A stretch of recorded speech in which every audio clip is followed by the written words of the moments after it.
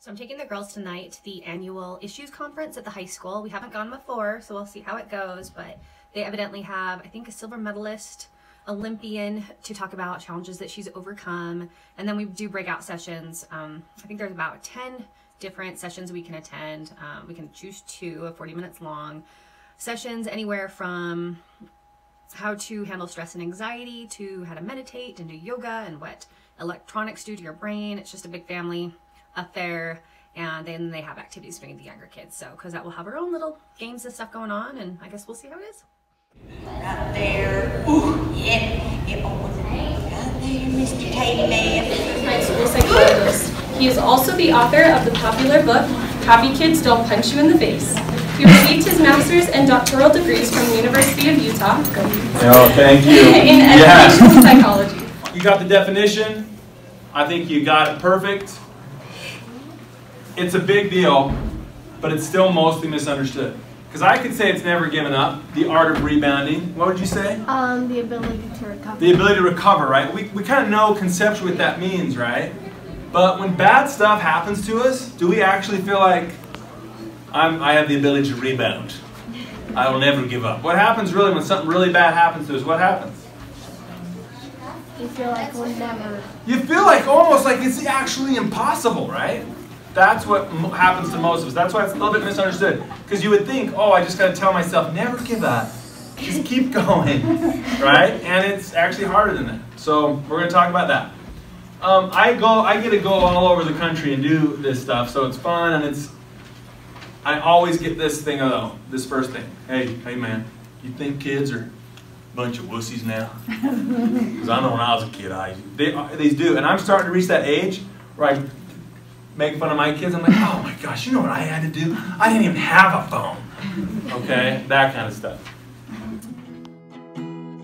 Two pieces of the same heart, two halves of the same story, two harmonies to the same song, perfect fit and you're getting more, and the pieces fall into place. It's incredible.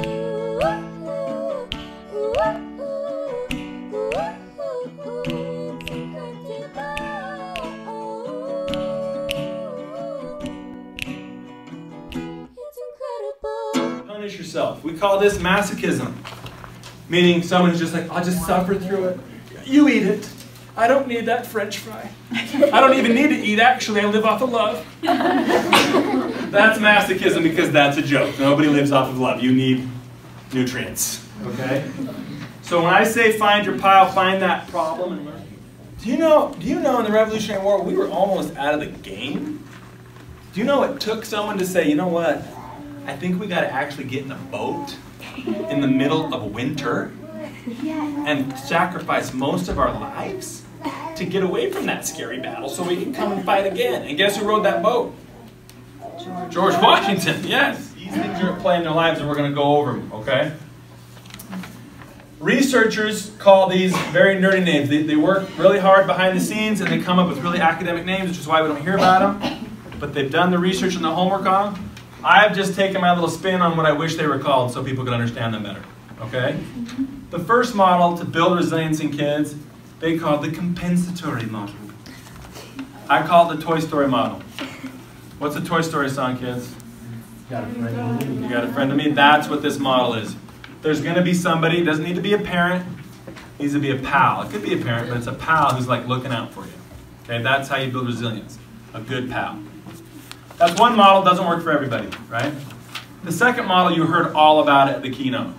It's the challenger model. I call it the gamer model. Someone who's like, oh my gosh, is this a challenge? I'm going to take it. Olympic athletes do this. She had her bone broken out of her ankle or something, and it was by her ear or something. And she's like, I'm going to go win a silver medal. I don't do that. I'm the guy who's like, it's broken, and I'm going to go eat some donuts. See you guys. This doesn't work for everybody, all right? The protective moms, dads, some of you do this. This is the flu shot model. This is like, honey, it's going to hurt for a little bit, but you just need to do it. Because there's bacteria, and you get the flu shot, right? You do some preventative work because you're just like convinced something bad's going to happen, so you're like, no, just trust me. There's bacteria. You're going to get sick. The next one is the protective stabilizing, aka the Band-Aid model. How many of you have Band-Aids in your house? Most of you. Did you know they are useless? They don't fix the problem, right? But why do we use them? That helps, doesn't it? Isn't it weird? They don't really help. It's actually like sticky glue that can attract dirt close to an open wound. It's not a great situation, but why do we do them? Wow. Why do we use them? We use them to just take like a step. Bingo! My favorite, I have many favorite moments being a dad. The first favorite moment is when they skin their knee and I get to put a Band-Aid on them. And what happens? Oh, I'm better. Next. Right? I love it, yes. It's like a bumper. Yes! That's a perfect example. It's Like like, at least you put it on there just like it doesn't hurt. yes! It's like a bumper, it's a buffer. That's a perfect example, okay? Bingo. Then there's the protective reactive, we call it the classroom model, meaning, yeah, it's happening in your life right now, so let's learn about it. I couldn't prevent it. I know it's happening. Let's teach you some skills. Okay? Turns out, not one model works for everybody. This is the dynamic part. Most of us need a lot, bits and pieces of all this stuff. Parents and kids, this is the activity for the rest of the time. We got 15 minutes. We're going to go through these models, and I'm going to ask you to do stuff daily. Very powerful personality, and we say, hey, this is kind of a thing. This is kind of a thing. You think you can handle it? You think you can bring the goods? They're going to bring the goods. Okay? So homework. Parents, for the Toy Story model, monitor. Like a flu shot. Flus can kill people, right? You get a flu shot, it's a vaccine. So our vaccine as parents, practice and talk. We talk about it. We actually do go get ice cream. And then we come back and cry. That's what we do. And that's a Band-Aid. Did it fix any of the giant disaster? No, but I liked knowing that there was a process after this. It made me feel good. Okay, I can do this. Right? Fix the problem. Your kids are going to problem solve like they always do. They will figure it out. You tell them, I can't wait for you to figure this out. Okay? Opportunity and practice. That when life gets ugly, you're going to have those talks. It's something bad might happen to our family. I don't know what, I don't know when. I'm not here to scare you, but I do want you to know we have a protocol when it happens. Okay? Diet, sleep, and exercise. I don't want to forget that one. If you just do these things daily, you're going to help. Finally, the last model here, you guys, is you come to things like this and you learn about it. Maybe you experience some sort of trauma, some sort of stress in your life. Maybe you're experiencing them. The classroom model is, well, there's somebody out there that can teach you about some skills. They call this the proactive reactive because we already kind of know something's going on. And I can't fix it. I'm just going to try and give you some tools. This is nice, right? And we've got educators and parents that do this all the time. We can teach you things about how to cope with this stuff. All right? That when things go south or something doesn't go my way, I can model to my kids how I want to react and how I want to teach them to react. This is you do not want to just do talk with resilience.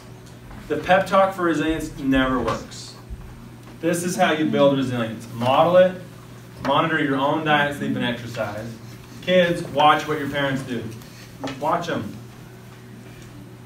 The joke is, if we say at my house, hey, there's no drinks downstairs, what do I do every time I go downstairs? I have a Diet Coke in my hand. So every time I go back downstairs, what do I see, girls? What's down there? A bunch of empty Gatorade bottles. Or whatever the kids are drinking these days. And it's because I'm modeling it. It's not that big of a deal. Okay?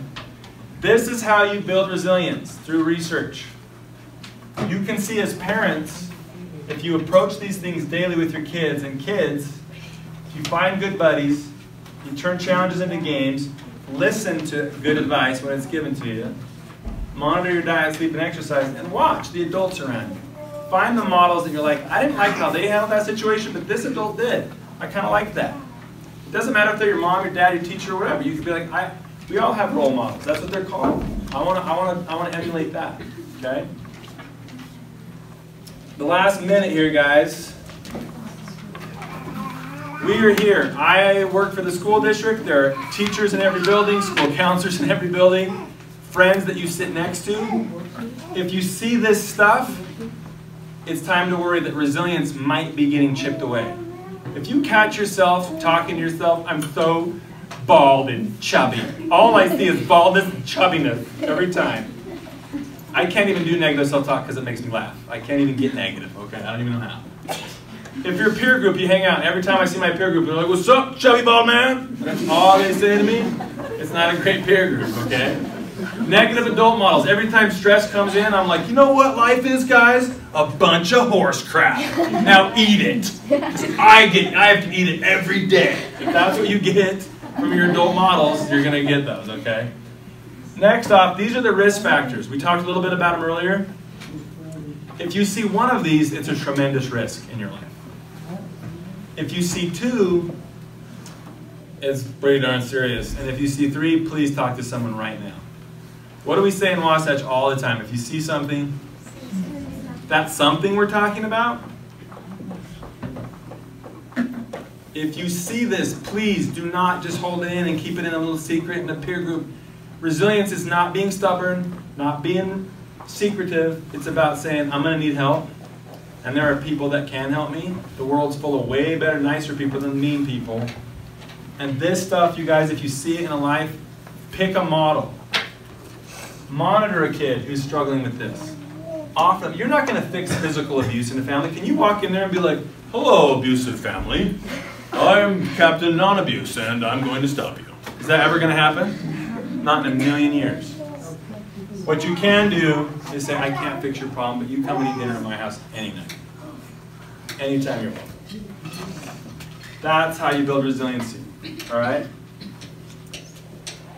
I hope you walk away with understanding a little bit more about resiliency, that you know there's models out there. You can email me and get these slides. You can email me and to branch out any resources in our district, okay? Work daily to foster these things, which I've kind of given you a cheat sheet over here for parents and kids, okay? This is my contact information. Take a picture, write it down. If you want any more of this information or you're concerned about anything in our school district about this topic, just give me a ring. Here's my little girl. Here we go. Did you have fun? Yes, except I missed the magic show. You missed the magic show. How'd you miss it? She is. Hello. How was it? It was good. Lots of good speakers. Yeah. I really liked the happiness one that happened first. He's a psychologist, and it was really cool. I wish I did. I was kind of bored. Well, It was like more of like younger. Yeah, like not for a 9-year-old date. Well, sorry. Kids under 12. you probably could have come into my class. Yeah, there are a few younger kids. Yeah, set up to 11, I think. Tell me about the happiness one. What'd He you just learn? talked about like the key to synthetic happiness, and just kind of talked about empathy, and kind of like looked at the stats of happiness and self-awareness and like whatnot. And then like at the age of 6, like your happiness and your self-esteem peaks, and then kind of just goes down from there. It was really cool, some really cool information.